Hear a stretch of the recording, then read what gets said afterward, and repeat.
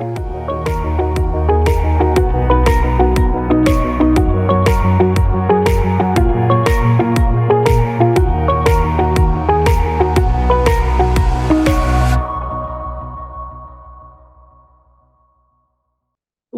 to How Women Inspire. Today's guest is Linda Kinney, a climate tech visionary who served as the head of ESG and legal at Intel, which is repeatedly ranked at the top of Barron's list of the most sustainable public companies. She's an impact investor, plays an active role as a limited partner, an investor and venture, advising climate tech CEOs and leadership teams. Before she moved to the private sector, Linda served in the federal government during 3 administrations, receiving the highest levels civil service appointment as a career member of the Senior Executive Service. She played a leadership role in the wireless, telecom, and internet revolution and represented the Hollywood studios during the transition to digital delivery of online content. How fun to be at that cutting edge, Linda. Linda has also served on the board of trustees for the Consumer Technology Association Foundation, which links seniors and people with disabilities with technologies that enhance their lives. This year, she was recognized as one of the top 50 women to watch in 2023 by the Corporate Council Business Journal. Linda, I am so excited to get to spend time with you and for people to get to hear from you. Thanks for coming today. Thanks, Julie, for that really nice introduction. I am a huge fan, and I've learned so much from these How Women Inspire podcasts. I just love listening to them and learning about other women and what they're doing. It's just super cool. So thanks for doing that. Yeah, well, your voice is really critical. And my God, like, I feel like we need a couple of hours just to even toe dip into some of the cool things that you've been on the front line of. Would you actually start with something a little fun? Tell us, what is your song that you listen to celebrate or even to help you recover in a tough time? So there's a few things. What I was listening to right before this podcast actually is Lizzo's song, which is Feeling Good as Hell. And what I did was created a podcast, a Spotify list of really inspiring songs. I've added a lot of them after listening to the How Women Inspire podcast. And that's what I've titled it, is Feeling Good as Hell. Not just that song always gets me jazzed. Of course, I have to do the hair flip and check my nails, and I get lots of eye rolls from my daughter who thinks that I'm corny. But anyway, it just come really on. I mean, you wouldn't be doing things right if your daughter didn't think you were corny on occasion. So that's actually. Oh, Mom, I'm so embarrassed. Oh yeah, well, my daughter once told me she was so upset that the one thing that I didn't do right in her childhood was make her sit next to Nancy Pelosi and talk to her during dinner. I was like, well, if that's the toughest thing that happened in your childhood, you're just fine. So, Linda, I would really, honestly, I would just love to hear so much about all the different parts of what you've been involved in. But can we focus on climate change today? Because boy, it was a brutal summer. And this feels to me like it is the issue. It is hitting us in the face. We got to deal with this. And when people talk about working on climate change, a lot of people think about Greta Thunberg and other sort of environmental activists, but you have been talking about the climate tech revolution, saying it's going to dwarf the digital revolution. How is that even possible? And what do you mean by that? So when I talk about the climate revolution and the green economy, I'm talking about really how it's going to touch every one of us and every aspect of our lives. So it's going to touch what we're eating because there's clean ag. It's going to touch what we're wearing. It's going to touch how we get around, our vacations, the fuel, the types of cars we drive, and all of our jobs. Every job is going to have a climate aspect to it, whether it's touching sort of the data or ESG or whatever the issue is. This is a once in a generation time, and we are looking at a very different world in the next 10 years, and we have a lot to do to get there. So do you feel hopeful about that, or are you feeling I'm feeling a lot of stress about it. I have some investments in our venture firm in climate sustainability, but boy, it's pretty scary on this end. But you're in the thick of it. Are you feeling hopeful? So I'm feeling very hopeful in the sense that what's happened now, very much unlike what we call the first bubble in climate tech of investment, which kind of burst. And we are in a different stage now because we have the policy and the government lined up. We've got over $369 billion of government investment right now in climate tech. We have really, from a public kind of sector perspective, people are understanding it's a problem, and partly because you just look outside and there's floods and fires and heat waves. So that's really driven this home. And now we have the private sector who's pouring money into these areas. In fact, the private sector is not, on the climate side, has not been touched as much as the decline in investment in some of these other sectors. So I'm really hopeful about that. I'm not so hopeful about the role of women in climate tech. Why is that? I mean, I would think we'd be at the forefront. We're not. That's not what the numbers say. All the studies are telling us that the future of jobs are really in the green economy. And we're looking at sort of by 2030, which is not that far away, about 67 million jobs in this sector.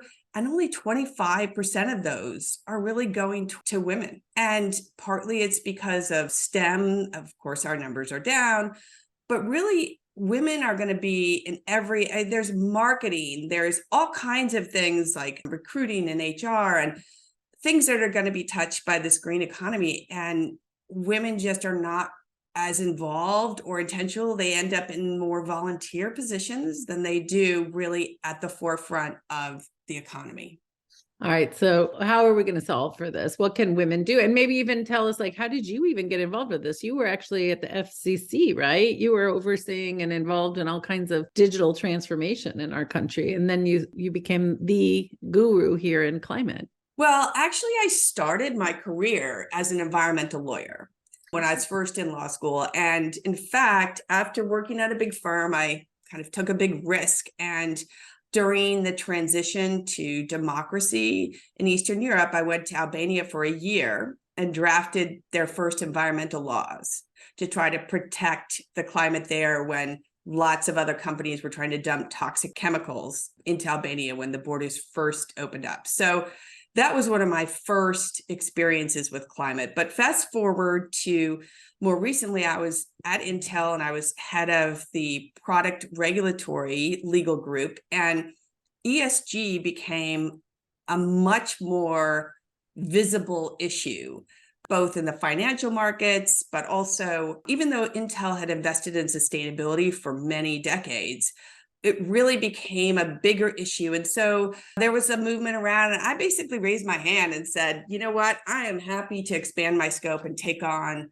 the ESG work. So I became head of ESG legal at Intel, and it was great. I just participated in the very first green bond we floated. I understood the renewable energy credits we were purchasing. There's product ecology and kind of what substances go into products. I mean, there's so many aspects of climate, and it's just incredible. It's growing every day.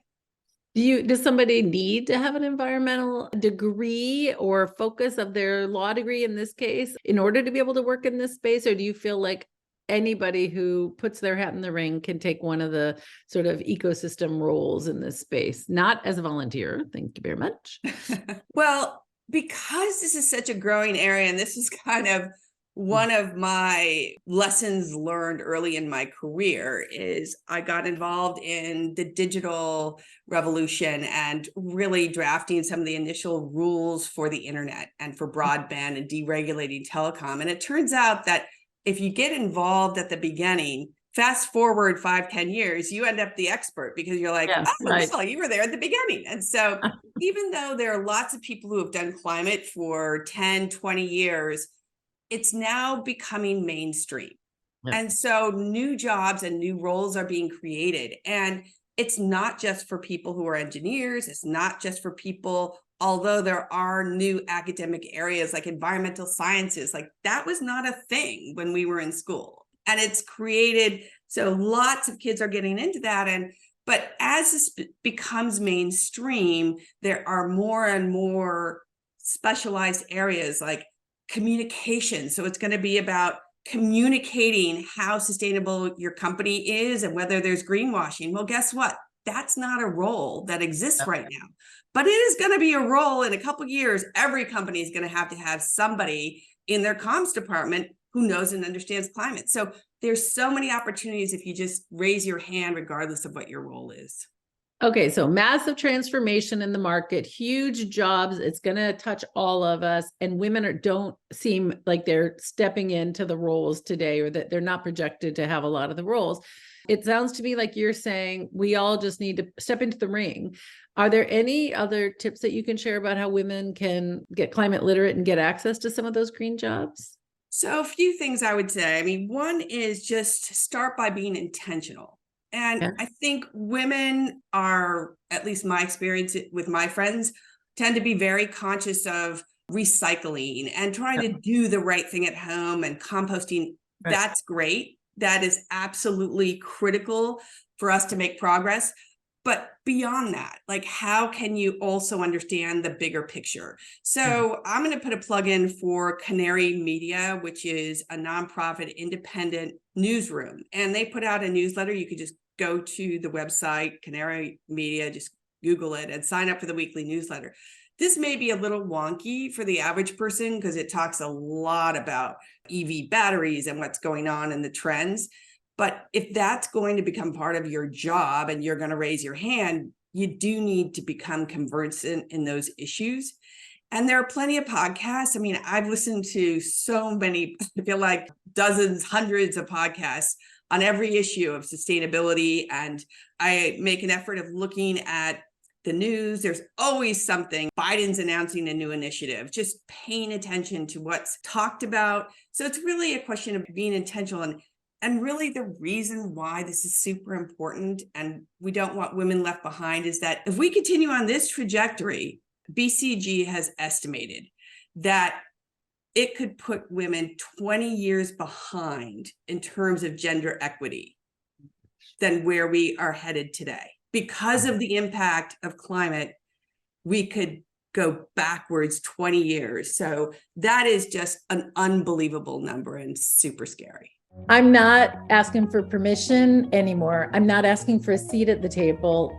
My friends, this is the first generation of us. We have a huge opportunity. We have power and influence and wealth. And we can start building the tables where we get the prime seats. Today, we want to invite you to join us as investors in venture. I know no one's asked you to do it before. It might be something that seems scary or foreign, but I promise you it's not that different than investing in a mutual fund where your retirement funds are. I want you to lean in and just learn a little bit more. How about making a commitment that in the next 12 months, you can give yourself 12 months to figure it out and to take a step. I want to invite you to be part of the new table of power and influence and wealth. You're invited. I want to sit at the table with you because we're going to make big change. We're going to make the world we've been dreaming of.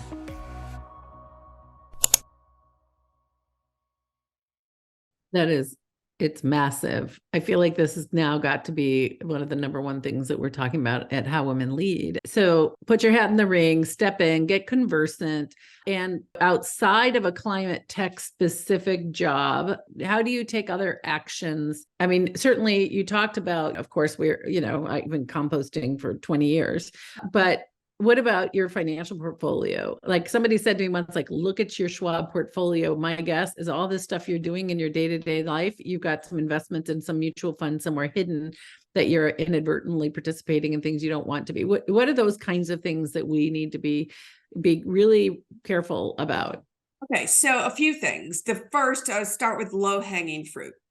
There are lots of companies, some really innovative AI and startups. In fact, I've talked to a CEO just recently, started one of these, that is actually creating these portfolios for like Fidelity and Schwab, where they are investing in some clean tech, and then the rest is the S&P 500 index minus the fossil fuel and those companies that are going down. And Okay. part of what you need to do, part of what has to happen is really persuading and influencing pension funds and even your 401k at work, Yep. talking to the HR folks and figuring out how can that be an option in my 401k, because those funds generally are not in your 401k. And so you're investing in fossil fuels and you don't even know it. So Right. that kind of thing can have a really big impact. And let me tell you, if there are big pension funds that are saying, you know, this conversation is happening on Wall Street,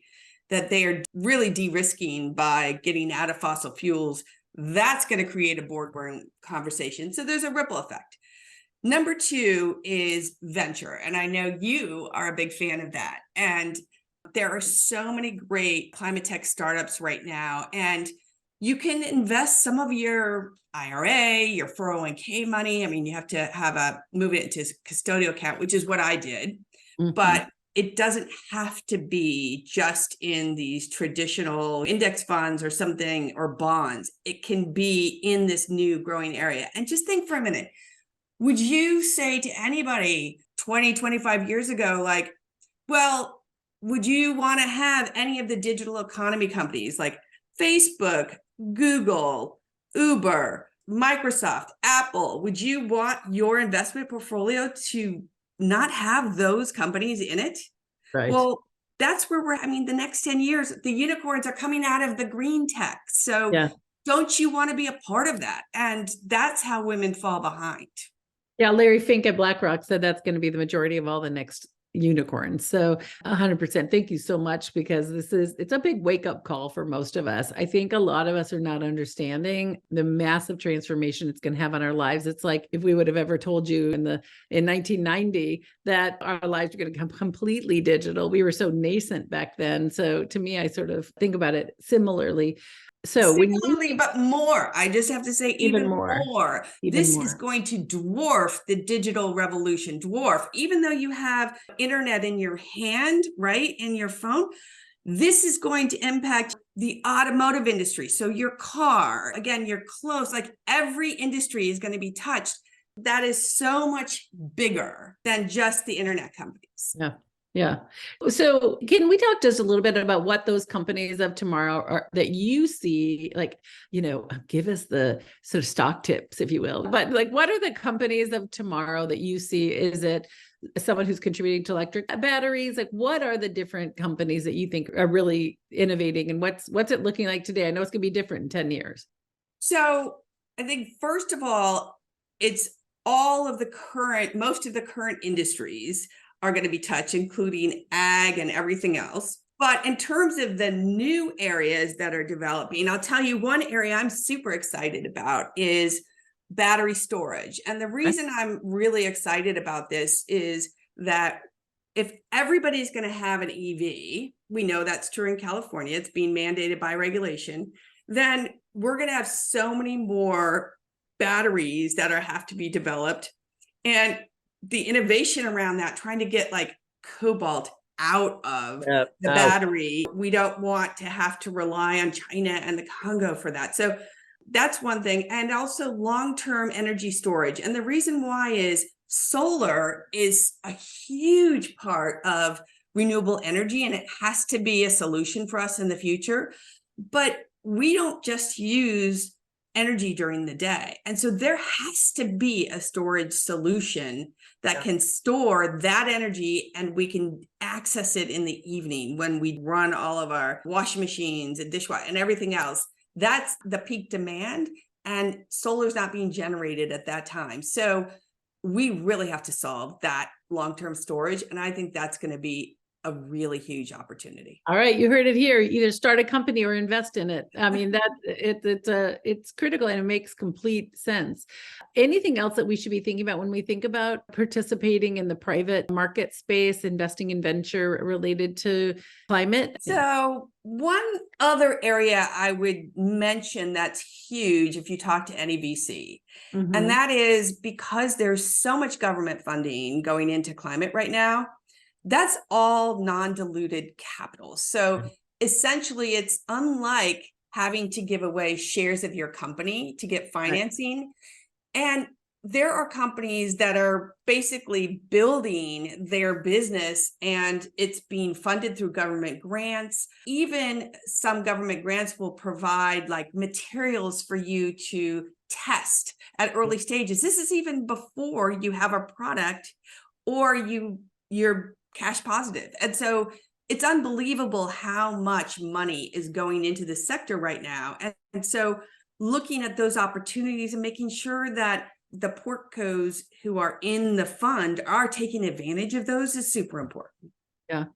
All right. So huge opportunity as a venture capitalist to know you make an investment and that then also gets double, triple down with non-dilutive investments from the federal government. Like that's spectacular, huge win for everybody.